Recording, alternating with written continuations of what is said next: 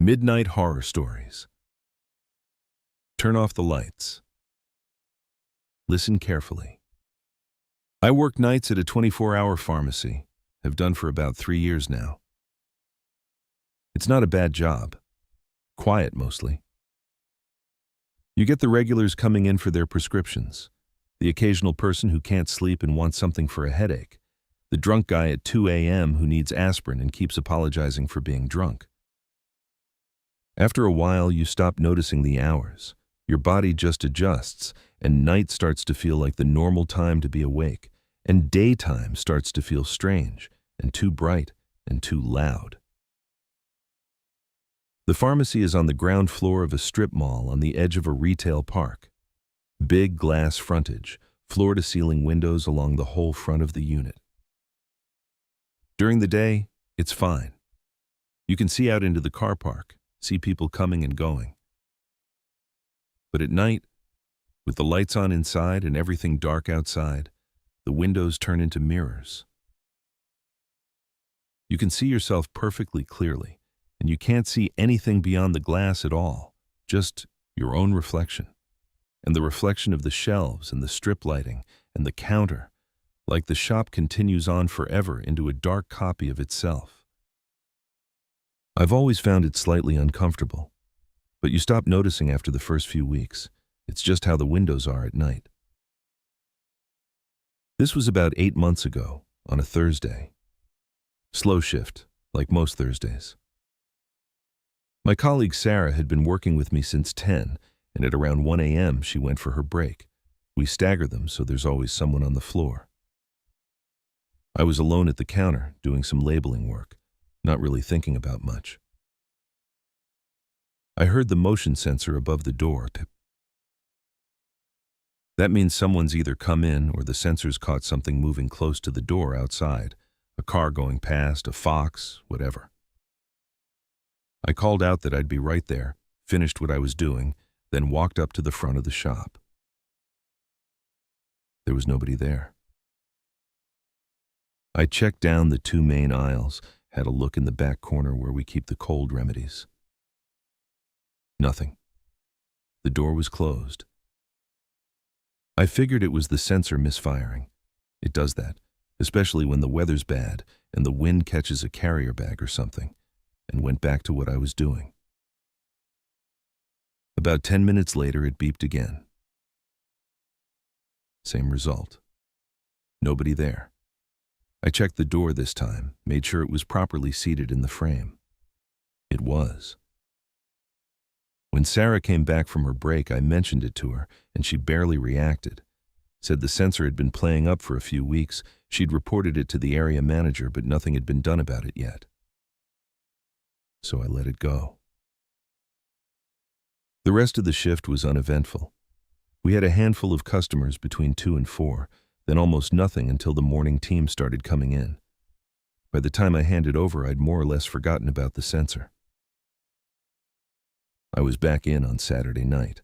Different shift pattern, so Sarah wasn't in. It was me and a guy called Rob, who I didn't know as well. Quieter night than Thursday. By about 2 a.m., we'd had maybe 8 customers total, and Rob had gone to do the overnight stock check in the back. I was sitting at the dispensary counter doing some paperwork. The strip mall outside was empty. The car park lights were on, orange on wet tarmac, but there were no cars, no people, no movement anywhere. I had that particular kind of tired where you're not sleepy exactly, just flat. I was looking at the paperwork without really reading it. I happened to glance up at the window. And just to the right of my own reflection, in the section of glass that faces out toward the far end of the car park, there was a shape. Someone standing outside, maybe 4 or 5 feet back from the glass, just at the edge of where the light from the pharmacy reached. Still, facing in. I didn't react straight away.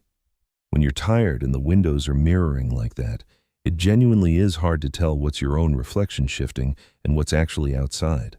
so for a few seconds I just sat there trying to work out what I was looking at. Then I stood up and walked slowly toward the glass. As I got closer and the angle of my reflection changed, I could see more clearly. There was someone out there. Standing in the car park, maybe 20 feet from the window, dark clothing, hood up. I couldn't make out a face. The hood was pulled forward, and the light wasn't reaching them properly. They were completely still. Not moving their weight, not looking at a phone, not doing anything you'd normally do if you were just standing somewhere. Just standing. Facing the window. I stood at the glass and looked directly at them for a long moment. It's hard to know if they were looking back at me, because I couldn't see their face. There was no reaction to me approaching, no shift in posture, no stepping back, nothing. Then they turned and walked away. Slowly, no hurry at all, into the gap between two of the other units in the strip and out of sight. I got Rob and told him what I'd seen.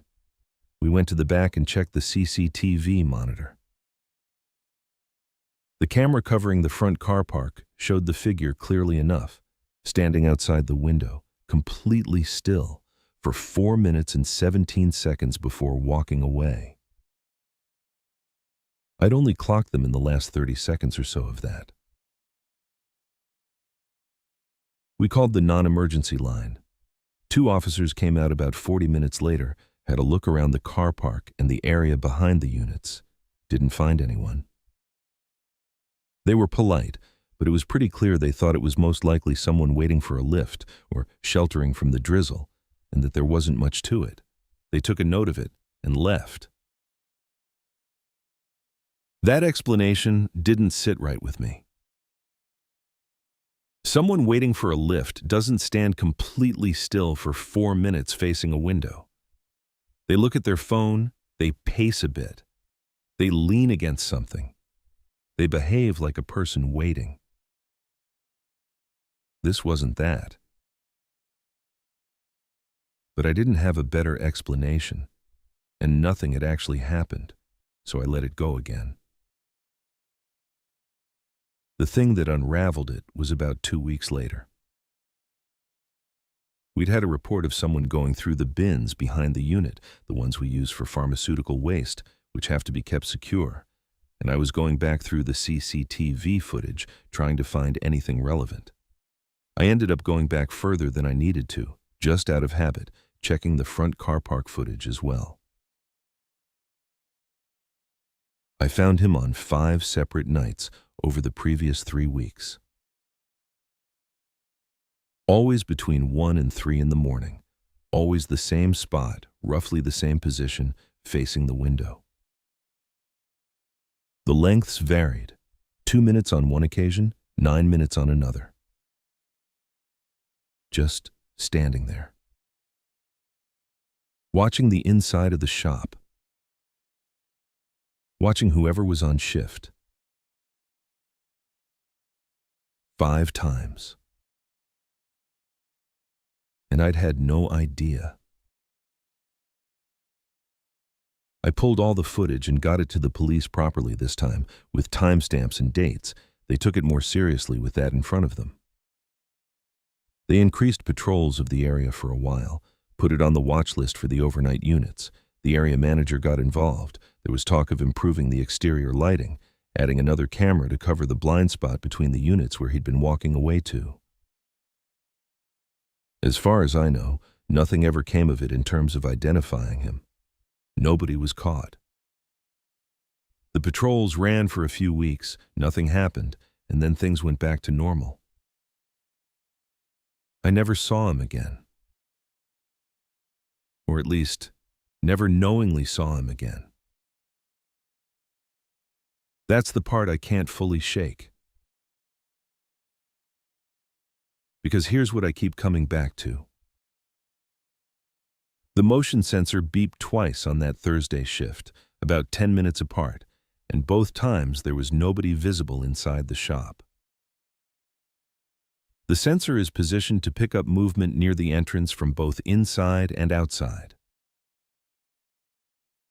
I've thought about whether it's possible someone came in during one of those beeps and was somewhere in the shop while I checked the aisles and got out before I got to the front the second time. I've thought about it a lot. I don't know, but yeah. The aisles aren't that long. I'd like to think I'd have seen someone. I still work nights. Still the same strip mall, same glass frontage, same orange car park lights on the same wet tarmac. Rob transferred to another branch. Sarah's still there. I changed one thing about how I work the shift. I keep the brightness on the dispensary counter turned down lower now. Less contrast between inside and outside means the windows don't mirror as completely. You can see through them a bit more, see what's actually out there, instead of just seeing yourself in the reflection of the shop. It helps. I notice movement in the car park now that I would have missed before. I'm not sure if that makes me feel better or worse, honestly. Some nights I'm not sure I want to know what's out there. I've thought about whether I should have done things differently. Whether I should have gone outside when I first saw him, turned the exterior lights on, made it clear I'd seen him.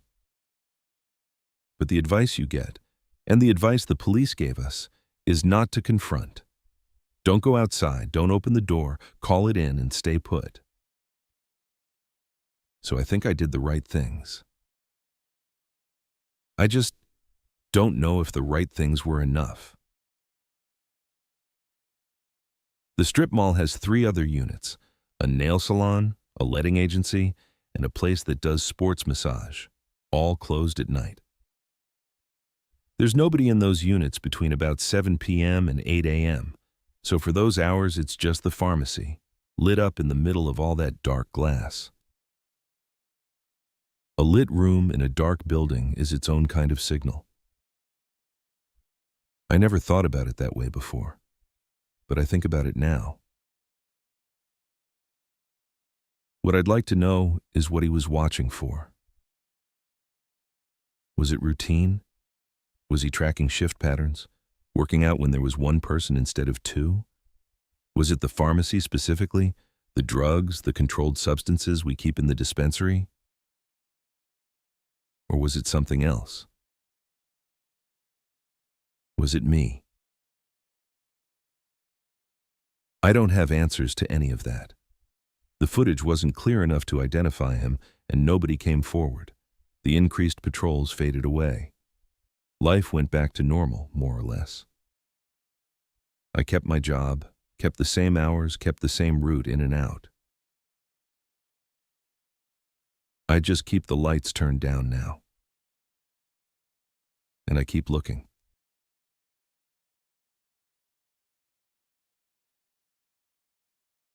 The guest.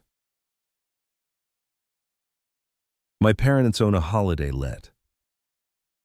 A cottage they bought about 12 years ago, maybe 20 minutes from where we grew up.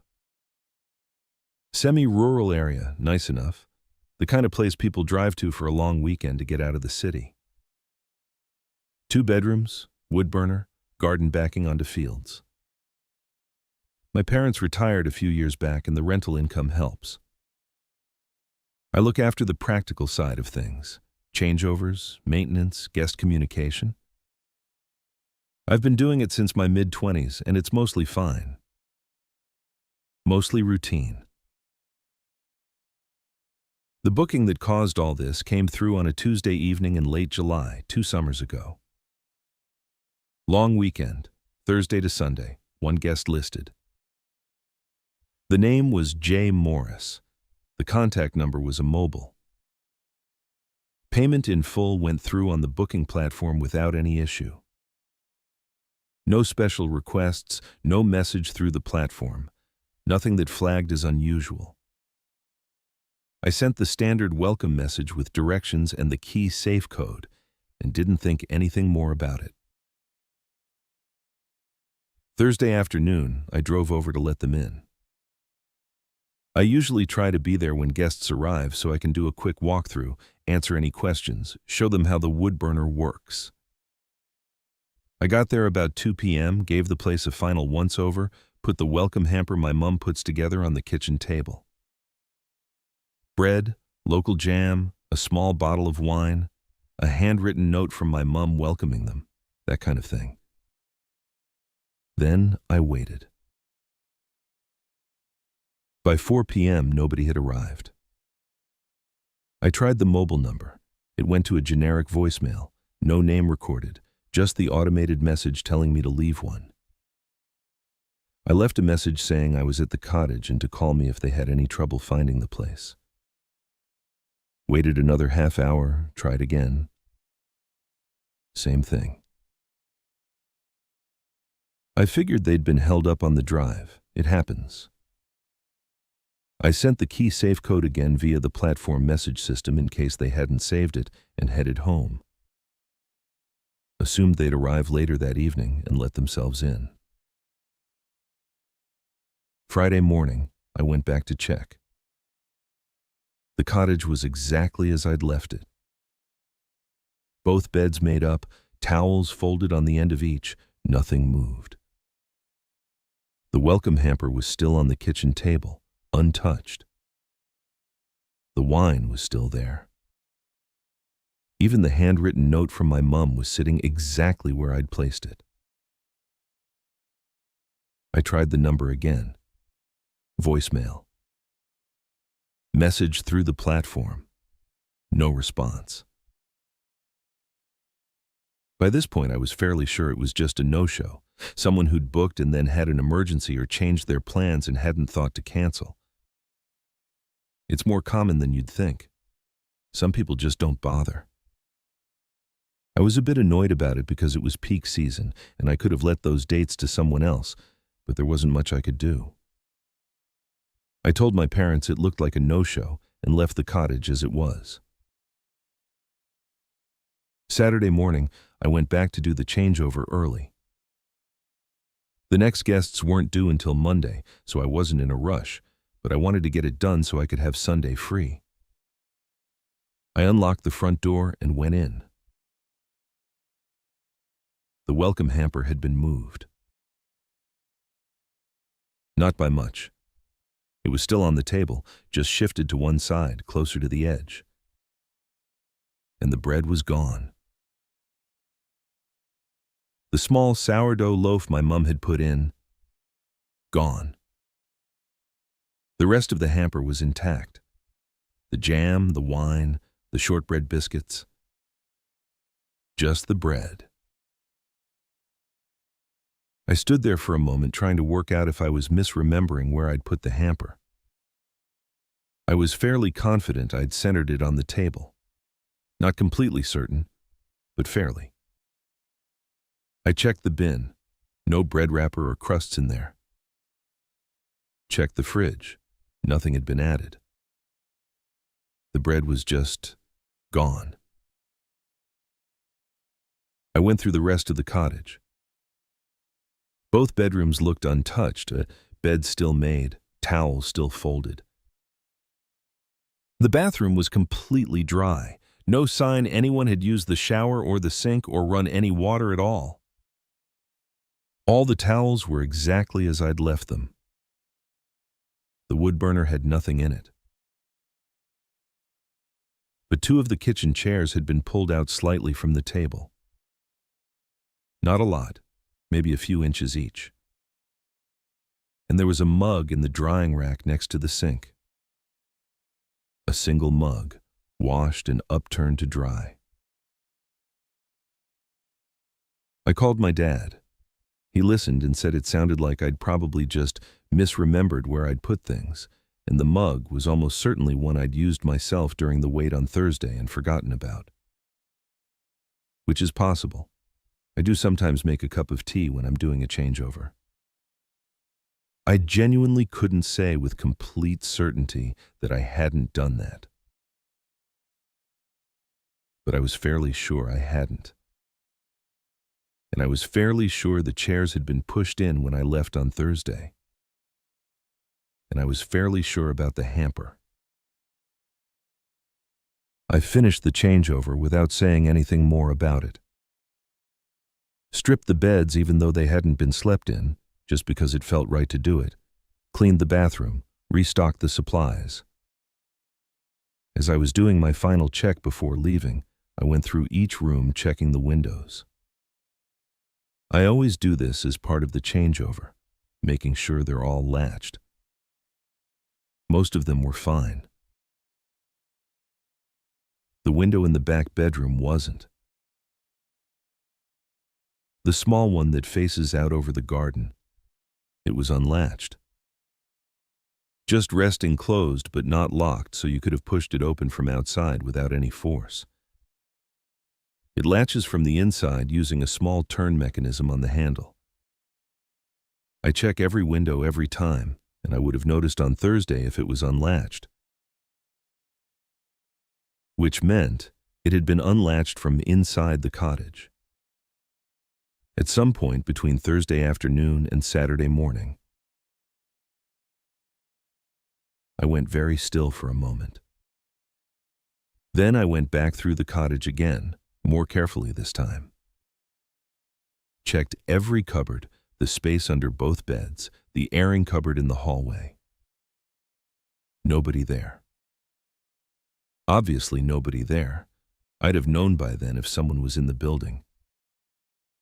But I needed to check. I called the non-emergency police line on my way home. Explained what I'd found.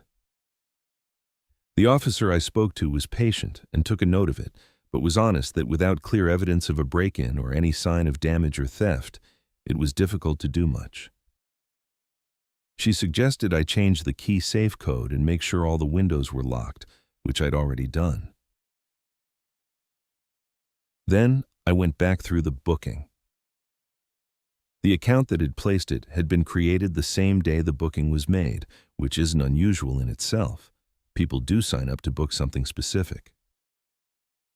But the email address was a free webmail account. The name was J. Morris, with no other detail. The card used for payment was a prepaid card, the kind you can buy in a supermarket and top up with cash. I ran the address they'd listed on the account through Google Maps. It was a retail park. I went back to the platform and raised it as a fraudulent booking. They investigated and confirmed within a day or two that the account had been flagged for suspicious activity and that the payment had been made with a card associated with other flagged bookings. They canceled the account and refunded what had been charged. The thing is, the key safe code had been sent to that account.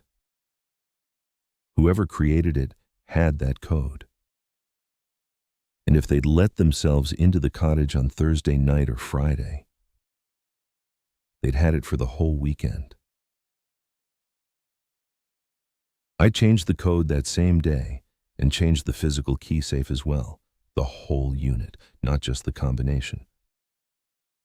Changed the lock on that back bedroom window too, replacing the turn latch with a proper key lock. Added a basic battery alarm to the front door. I didn't tell my mom about most of this. She loves putting those hampers together, the handwritten note, the local produce, the little personal touches. I didn't want her to think about what it meant. That someone had been in that cottage, sitting at that table, eating the bread from her hamper, and then left the note sitting there. Because that's the thing I keep coming back to. The detail I can't make comfortable, no matter how I look at it. Whoever it was took the bread. They sat at the table, 2 chairs pulled out, which suggests to me they maybe set something down on the chair beside them. A bag. A coat. They ate in that cottage. And they left my mom's handwritten welcome note sitting there on the table. They didn't take it. They didn't move it to the bin or leave it on the counter. They left it on the table, roughly where it had been, like they'd read it, and put it back. I don't know what that means. I've tried not to think too hard about it. The cottage is still letting. Good reviews, repeat guests, a couple of weeks waiting list through summer now. My parents are pleased with how it's going. I still do the changeovers, still check every window, still check the key safe log after every guest. I haven't had another booking like that one. Whatever they were looking for, either they found it or they didn't. And either way, they haven't come back. Or at least, I don't think they have. The windows are all key-locked now. That helps me feel better about it. Mostly.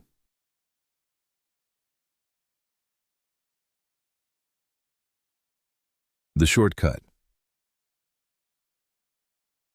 I've lived in the same city my whole life, grew up here, went to school here, never really had any strong urge to leave.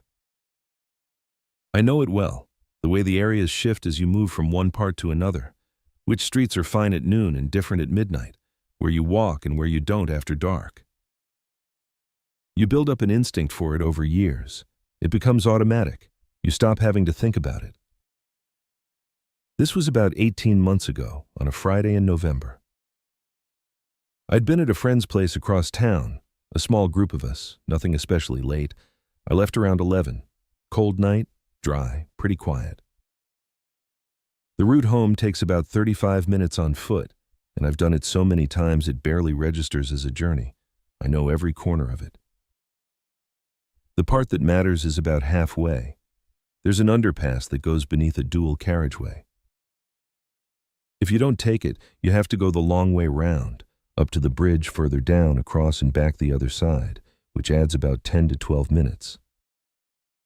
Everyone who lives in that part of the city uses the underpass.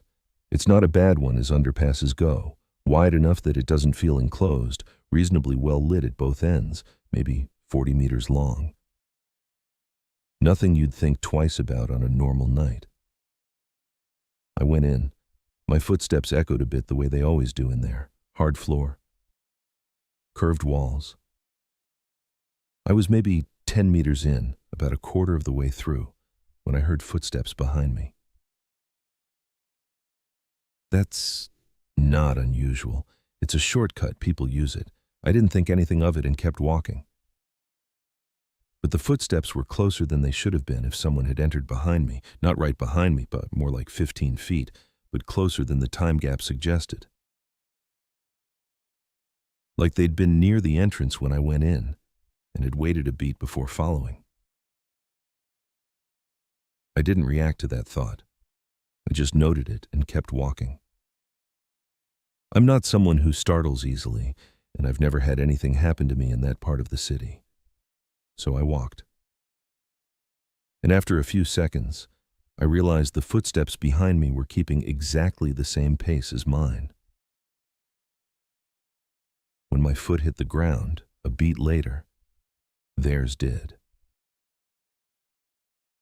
I slowed slightly, imperceptibly, I thought, just testing, and the footsteps slowed.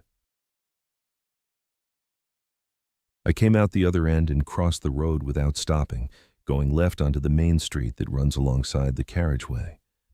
There are a few late bars on that stretch and a couple of takeaways, so at 11 on a Friday there were still people around.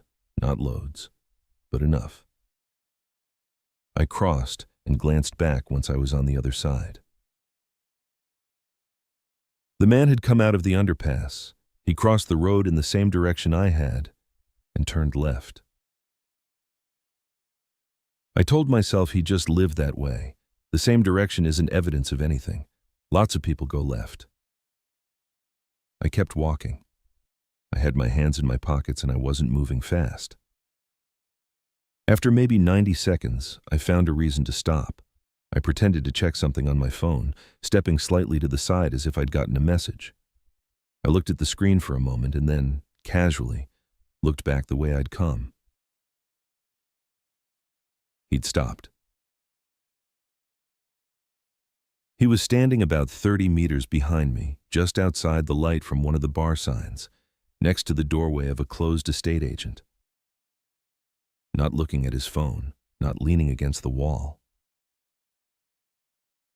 Just standing in that doorway, facing forward.